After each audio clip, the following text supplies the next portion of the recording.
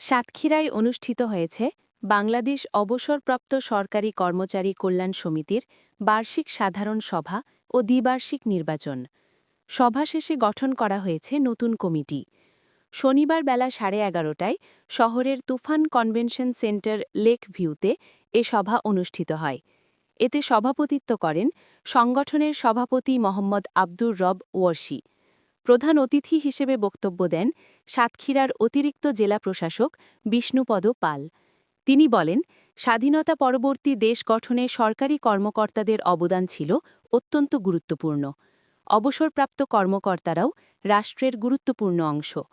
বিশেষ অতিথি হিসেবে বক্তব্য দেন জেলা দুর্নীতি প্রতিরোধ কমিটির সভাপতি ডাক্তার আবুল কালাম বাবলা।